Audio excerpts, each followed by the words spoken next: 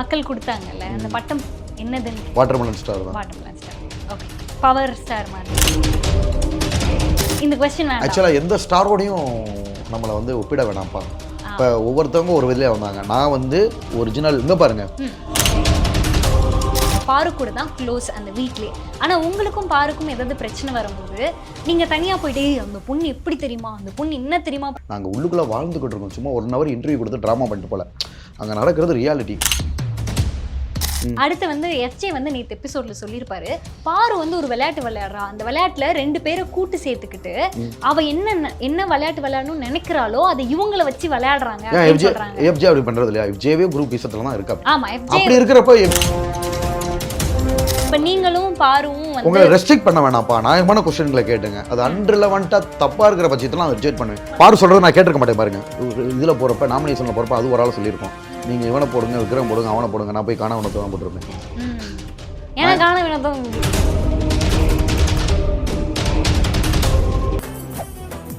மெரிபா paneer soda, I trust மெரிபா. நீங்க வந்து groupism இருக்கு அப்படின்னு சொல்லிட்டே இருந்தீங்க. ஆனா நீங்களும் பாருவும் சேர்ந்தே ஒரு குரூப்பா தான் அங்க விளையாண்டுருக்கீங்க. இது பத்தி நீங்க என்ன நினைக்கிறீங்க? இல்லப்பா, நாங்க 2 குரூப்பே கிடையாது. QC டாஸ்க்ல நீங்களே பார்த்துருப்பீங்க. பாரு சொல்கிறேன், நான் எதுவுமே செய்யவே இல்லை. நான் ஓனாக தான் செயல்பட்டேன். எனக்கும் பாருக்குமே நிறைய கருத்து வேறுபாடுகள், சண்டை வரத்தான் செய்யும். நாங்கள் ஒன்று சேர்ந்துக்கிட்டது எமோஷ்னலாக டாஸ்கையும் தாண்டி பிக் பாஸ் ஹவுஸில் ஒரு மனிதாபிமான அடிப்படையில் அதுக்கு ஏதாவது ஒரு கஷ்டம்னா என்கிட்ட ஷேர் பண்ணோம். அதில் தான் நாங்கள் ஒன்றா இருந்தோமே தவிர கேமில் வந்து அதுக்குன்னு ஒரு ஸ்ட்ராட்டஜி வச்சுருக்கோம். அது தனியாக பிளான் பண்ணோம். நான் பிளான் பண்ணாமல் இயற்கையாக விளாண்டேன். என்னோட பிளான் எதுவுமே கிடையாது. அப்போ அந்த குரூப்ல இருக்காங்கல்ல, அவங்களுக்கும் இதே எமோஷனல் சப்போர்ட் தானே? சரி, அப்படி கிடையாது. அவங்க என்ன பண்ணுறாங்க, ஒரே ஆப்பர்ச்சுனிட்டியை 5 பேரையும் சேர்ந்து பண்ணிக்கிறாங்கப்பா. ஒரு சாப்பிட்ற டாஸ்க்கு அத்தான் சத்தான் வருது, அதில் நான் இருக்கேன், அதை போகவே விட மாட்டேங்கிறாங்க. எல்லாத்துக்கும் ஒரே ஆள் கேட்டால் ஓட்டிங். மொத்தம் நாங்கள் 6 பேர் இருக்கோம். 6 பேரில் 5 பேர் அவங்க. கனியக்கா இருக்கட்டும், சபரியா இருக்கட்டும், விஜயாவா இருக்கட்டும், ரம்யாவாக இருக்கட்டும், நாங்கள் இருக்கிறதே வினோதா இருக்கட்டும், நான் 6 பேர் தான் அந்த ரூமில். டக்குன்னு நான் ஒரு ஆள் எனக்கு அது வாய்ப்பு கொடுக்கணும், அவங்க 5 பேரும் மாற்றி ஓட் பண்ணி நாங்கள் தான் போகிறோம். ஸோ அந்த ஓட்டிங்ல தான் குரூப்பிசம் இருக்குன்னு சொல்கிறீங்க.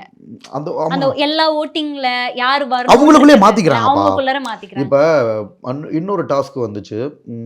என்ன டாஸ்க்கு அது?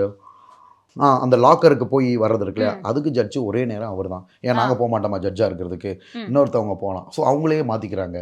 அப்புறம் ஏதாவது ஒரு ஈவெண்ட் ஆனால் அதுக்கும் ஜட்ஜு போகிறாங்க. நாமினேஷன் பாஸ் தொடர்ந்து எஃப்ஜே வாங்குறான். ஓகேவா? ஸோ எல்லாம் அவங்களே ஓட்டு போட்டு அவங்களே பண்ணிக்கிறாங்க. ஆக்சுவலாக சூப்பர் டீலக்ஸில் யாரும் எந்த வேலையும் பண்ணலை. 5 பேருமே சும்மா தான் இருக்கோம். நாங்கள் டாஸ்கில் மட்டும் தான் பார்ட்டிசிபேட் பண்ணுறோம். ஓன் இண்டிவிஜுவல் டேலண்ட்னா அதை நான் எப்பயும் போல் கற்றுக்கிட்டு தான் இருக்கேன். ஓகேங்களா? ஸோ நம்ம ஒரு ஆக்டிங் ஸ்கில்ஸை காட்டுறோம், ஏதாவது ஒன்று பயனுள்ளதாக பண்ணிக்கிட்டே நம்ம இருக்கிறனால தான் உங்களுக்கு தெரியாது. இதில் நான் வெளியில் வந்ததுக்கப்புறம் டோட்டல் ஃபன்னே போச்சு. உங்களை வச்சு தான் ஆனால் வெளியில் வந்ததுக்கப்புறம் தான் நீங்களே பார்த்துருப்பீங்க ப்ரொமோவில் யார் அதிகமாக. எனக்கு இதெல்லாம் தெரியாது, மக்கள் சொல்லி தான் எனக்கு தெரியும். நான் ஷோவும் பார்க்கல. மற்ற சேனலில் இருக்கிறவங்களே என்ன சொல்கிறாங்கன்னா 40 மினிட்ஸ் டிவி சேனல்னால் அதில் 25 மினிட்ஸ் நீங்கள் இருக்கீங்க, அதிகமாக உங்களுக்கு ஜூம் வச்சாங்க. இதுக்கு முன்னாடி பிக் பாஸில் இருந்தவங்க நிறைய பேர் கவலைப்பட்டாங்க, நாங்களாம் வரலன்னு. உங்களுக்கு கடவுள் கொடுத்த புண்ணியம். அவங்க சொன்னது உண்மைதான், அது கடவுள் கொடுத்த ஒரு வரம் தான் வைங்களே. ஸோ நம்ம ஏதாவது ஒரு ஆக்டிவிட்டிஸ் வந்து ஸ்ட்ராங்காக வந்து உள்ளுக்குள்ளே பண்ணிக்கிட்டே இருக்கோம். இவங்க என்ன பண்ணுறாங்கன்னா எல்லாமே அவங்களுக்குள்ளே ஷேர் பண்ணிக்கிறாங்க. அதுதான் அந்த இடத்துல நாமினேஷனாக இருக்கட்டும், இதுதான் குரூப்பிசம் சொல்ல வரேன். இப்ப அத்தான் சத்தான்ல நாமினேஷன் ஓட்டிங் இந்த மாதிரி இடத்துல அங்க நிறைய நாமினேஷனுக்கே ஓட்டிங் பண்றாங்கப்பா. அதாவது தனி ஓட்டிங் கிடையாது. டக்குன்னு அதாளுக்கு வரோம்னா 6 பேர்ல 5 பேர் ஓட்டிங் போட்டுக்கிறாங்க. அப்ப நான் ஒரு ஆள் என்ன பண்ண முடியும்? நான் தனிச்சு தான் நின்று செயல்பட்டேன். ஆனா இப்போ எனக்கு தோன்றது கேளுங்க, அதெல்லாம் நீங்களும் பாருவும் வந்து உங்களை ரெஸ்ட்ரிக்ட் பண்ண வேணாம்ப்பா. நியாயமான கொஸ்டின்களை கேட்டுங்க. அது அன்ரிலவெண்டா தப்பா இருக்கிற பட்சத்தில் நான் ரிஜெக்ட் பண்ணுவேன். மற்றபடி உங்களை நீங்க ரெஸ்ட்ரிக்ட் பண்ணிக்கிறாங்க. என்ன கேட்கணுமோ கேளுங்க. இப்போ நீங்களும் பாருவும் வந்து இன்னைக்கு பாடுறா இவன் இப்படி பண்ணிட்டான்டா, நம்ம இவனை அடுத்த தடவை தூக்கணும் அப்படின்னு நீங்க ஒண்ணு பண்ணி பாரு சொல்றது நான் கேட்டிருக்க மாட்டேன். பாருங்க, இதுல போறப்ப நாமினேஷன்ல போறப்ப அது ஒரு ஆள் சொல்லியிருக்கோம், நீங்க இவனை போடுங்க, விக்ரம் போடுங்க, அவனை போடுங்க, நான் போய் காண வினத்தை தான் போட்டிருப்பேன். எனக்கு யாரும் இதா இருக்காங்களோ அதைத்தானே நான் போடுவேன். அதாவது என்ன ரீசனா, அவர் உள்ள வந்து நிறைய பாடி ஷேமிங் அதான் பண்ண சொல்ல வரேன். நம்ம என்ன பேசினாலும் வெளியில வருது. பானா வினோத் வந்து பயங்கரமா பாடி ஷேமிங் பண்ணுவார். உள்ளுக்குள்ள நீங்க வெளியில மையலகன் காம்போ நீங்க வச்சிருக்கீங்க, உள்ளுக்குள்ள வந்து 2 பேருமே ஏகம் பொருத்தம் தான். நான் ஜாலியா பண்றதை எல்லா பேரும் ஜாலியா எடுத்துக்கிறத ஜாலியா போவேன். ஃபன்னு எதுக்குப்பா வருது? ஒரு யார் கிண்டல் பண்றதையும் அதை தப்பா எடுத்துக்கிறதுனால தான் அந்த இடத்துல ஃபன்னா இருக்கு. அந்த பவுண்டரியை மீறி அளவுக்கு மீறி கானா வினோத் பண்ற அப்படி. ஸோ அதனால தான் அவர் மேல எனக்கு கோபம். ஓகேவா 1000 தடவை சொல்லியாச்சு. இப்போ நான் ஒரு ஸ்ட்ராங்கான பர்சன்றனால அதை சண்டை போட்டு அதை மீறி போகிறேன். மற்ற பர்சனாக அமுங்கி இருப்பாங்க. கூச்சமே இல்லாம நீங்க அவர் பாடி ஷேமிங் பண்றது மட்டும் காமிச்சிடுறாங்க. Correct, super. அவர் வந்து இல்ல அதுவும் போட்டுருக்காங்க. வந்து பெருசா நான் அவரை பாடி ஷேமிங்கே பண்ணலப்பா. கடைசி வாரம் தான் அது அதான் அவர் கடைசி வாரம் தான் பெருசா இல்ல அவர் பண்றதையும் காமிச்சாங்க. அது பெருசா பேசப்படல. நான் ஆனா அதுவும் ஒரு சில பேர் சேனல்ல எடுத்து போட்டுக்கிட்டு இருக்காங்க. அவர் நிறைய அவர் போட்டிருக்காங்க, நிறைய பாடி ஷேமிங் மாணவனது பண்ணியிருக்காருன்றது உள்ள எடுத்து போட்டாங்க. ஆனா என்ன உள்ளுக்குள்ள ஒரு விஷயம்னா, அவர் முதல் 3 வாரத்துக்கு அவர் பாடி ஷேம் பண்ண நான் வார்த்தைகளே விட்டுருக்க மாட்டேன். 6வது வாரம் என்னையும் அரசியல்வாதி ஆக்கிட்டாங்க. அவர்கிட்ட சொன்னதை விஜய் சேதுபதி சார்ட்டையும் சொல்லிட்டேன். சார் என்னையும் அரசியல்வாதி ஆக்கிட்டாங்க. நான் எவ்வளோ டைம் சொல்லி பார்த்தேன், கேட்கல. எவ்வளோ டைம் இது பண்ணி உள்ளே இருக்கிற எல்லாருமே கம்ப்ளைண்ட் பண்ணாங்க. நான் மட்டும் இல்லைப்பா, வியானா கம்ப்ளைண்ட் பண்ணிச்சு கானா உணவத்தை. அதுக்கப்புறம் வந்து பார்த்தீங்கன்னா சபரி கம்ப்ளைண்ட் பண்ணா. அதுக்கப்புறம் விக்கல்ஸ் ஒரு இடம் அவன் தான் ஆரம்பிச்சு விட்டான். இவர் எங்கே போனாலும் இவர் துரத்தி போகிறாரு. ஸோ அதாவது ஜெயிக்க போகும் குதிரை மேல் ஏறி சவாரி செய்ய நினைக்கும் யாருன்னு கேட்டாங்கன்னா, ஜெயிக்கிற குரு தான் வாட்டர்மெலன் ஸ்டார். அது மேலே சவாரி பண்ண நினைக்கிறது இவர் தான் சொன்னாங்க. அந்த வீடு சொன்னதான். ஓகேங்களா? ஸோ அப்போ என்ன பண்ணுறாருன்னு வீம்புக்கு வந்து வழியை வந்து பாடி ஷேமிங் அதை எல்லாருமே சொன்னாங்க. இது என்ன வார்த்தை அதெல்லாம் சொல்கிறது எனக்கு அசிங்கமாக இருக்குப்பா. ஸோ அப்படி இருக்கிறப்ப நான் கரெக்டான ஆள் தான் நாமினேட் பண்ணேன். கானா வினோத்தை நாமினேட் பண்ணேன். அவர் அதிக நாமினேஷன் வராதது காரணம் அங்கே குரூப்பீசம் போயிட்டு ஒரு ஆளை மாற்றி இது பண்ணிக்கிட்டு இருக்காங்கப்பா. என்ன எல்லாருமே நாமினேஷன் பண்ணுவோம். அது வந்ததுலேருந்து அதான் நடந்துக்கிட்டு இருக்கு. நானும் பாருவும் எப்பயும் ஃபிக்ஸ்டு. அதுக்காக பாரு பண்ணுறதெல்லாம் நான் சப்போர்ட்டும் பண்ண மாட்டேன். டைனிங் டேபிள் மேலே ஏறி உட்காருவாங்க. நான் அதுக்கெல்லாம் போய் சப்போர்ட் பண்ணான்னு பாருங்க. நான் அவங்ககிட்டே கூப்பிட்டு சொன்னேன், எப்பா நீ எடுக்கிற பிரம்மாஸ்திரம் சரியில்லை, சண்டை போடணும், அதில் நாய் இருக்கணும், நீ இப்படி ஏறி போய் உட்காந்து பண்ணுறது சரிண்ணே அதை ரெஜிஸ்டர் பண்ணாதனே விவரமா நழுவும். அதுக்கெல்லாம் நான் சப்போர்ட் பண்ணல. அதான் பாருவும் நீங்களும் குரூப்பிசம் கிடையாதுன்றீங்க. நான் அது பண்ண சப்போர்ட் பண்ணலடா.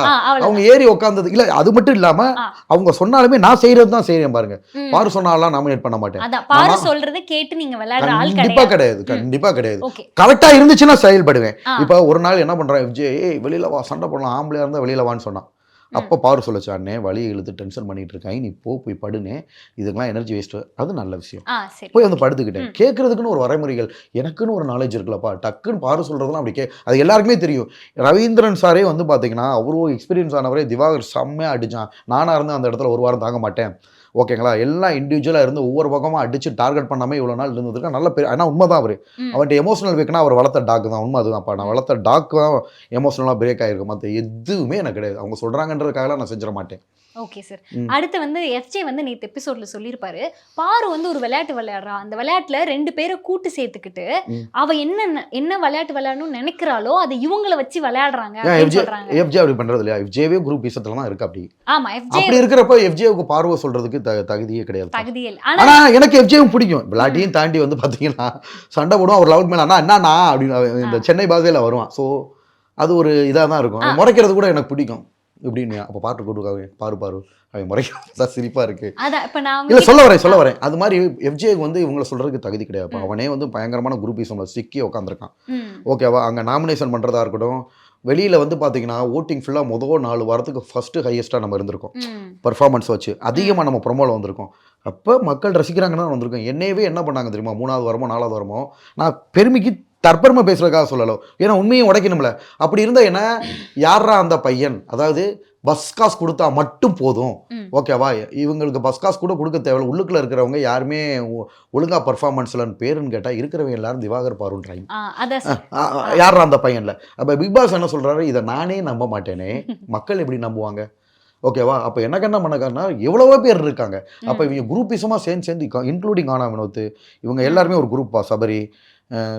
சபரின்னு சொல்கிறத விட எஃப்ஜே, கனி, இவங்க எல்லாரும் அப்படியே எங்களையே தாக்குறாங்க. உண்மையாக இருக்கிறவங்க வேற ஒரு 2 பேர் இருக்காங்க. ஸோ இப்படி குரூப்பிசமாக சேர்ந்து அப்போ இருந்துமே நான் என்னோட கருத்தை ஆமோதிக்கவே இல்லைப்பா. அதான் என்னோட கேள்வி என்னன்னா, இப்போ அந்த பாரு வந்து உங்களை வச்சு விளையாண்டதுனால தான் இப்போ நீங்கள் வெளியில் வந்துட்டீங்களோன்னு உங்களுக்கு ஒரு தாட் இருக்கான்றது தான் என்னோட கேள்வி. நிறைய பேர் அப்படி ஒரு மைனஸாக சொல்கிறாங்க. பட் நான் பாரு சொல்கிறதெல்லாம் கேட்கலப்பா. நான் ஓனாக தான் எல்லாரும் சொன்ன விஷயம், நீங்கள் இண்டிவிஜுவலாக தான் ப்ளே பண்ணீங்கன்னாங்க. அவங்களுக்கு கொஞ்சம் நீங்கள் சப்போர்ட் பண்ணீங்க பாருக்கு, அது ஒரு மைனஸ்ன்னு நிறைய பேர் சொன்னாங்க. அதனால தப்பு இல்லைப்பா. ஒருத்தவங்க ஒரு வீட்டில் இருக்காங்க, அவங்க எமோஷனலாக கஷ்டத்தை ஷேர் பண்ணுறாங்க, அழுகுறாங்க. அதுதான், இதெல்லாம் தப்பு கிடையாதுப்பா. நம்ம அதுக்கு சப்போர்ட் பண்ணுறோம். ஒரு சில விஷயங்கள் அநியாயங்களாக மீறி போகிறப்ப அந்த பொண்ணுக்கு சப்போர்ட் பண்ணியிருப்பேன், அவ்வளோதான். ஓகே. இப்போ நீங்க வந்து பாரு கூட தான் க்ளோஸ் அந்த வீட்லயே.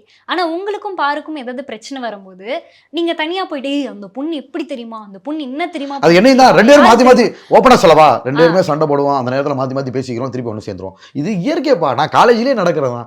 நானே என் கிளாஸ் மட்டும் இருந்தோம்னு வச்சுக்க 2 பேரும் அடிச்சுக்கிறோம். டேய் அவன் என்னடா அவன் அப்படி பண்ணிட்டா மச்சான், இவன் நம்பவே கூடாது, நம்பிக்கை ஆனா துரோகிடா. பாரு உங்களுக்கு க்ளோஸ் தானே, இது நீங்க போய் அவங்க கிட்டே சொல்லிடலாம்ல, என்ன பாரு இப்படி பண்ற. மனசு இயல்புப்பா. நாங்க உள்ளுக்குள்ள வாழ்ந்துகிட்டு இருக்கோம். சும்மா 1 hour இன்டர்வியூ கொடுத்து ட்ராமா பண்ணிட்டு போல. அங்கே நடக்கிறது ரியாலிட்டி. அப்படி தான் இருக்கும். ஒரு காலேஜ் லைஃபு கிளாஸ்மேட்னா கண்டிப்பாக ஒரு ஃப்ரெண்டு இன்னொரு ஃப்ரெண்டோட நம்ம குறை சொல்ல மாட்டோமா.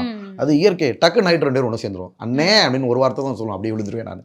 இதெல்லாம் சகஜம்ப்பா. இது ஹியூமன் பீயிங் வாழ்க்கையில் நடக்கிற ஒரு நார்மலான ஒரு விஷயங்கள். ஓகே. இப்போ நீங்க வந்து பாருவை தங்கச்சின்னு சொன்னீங்க.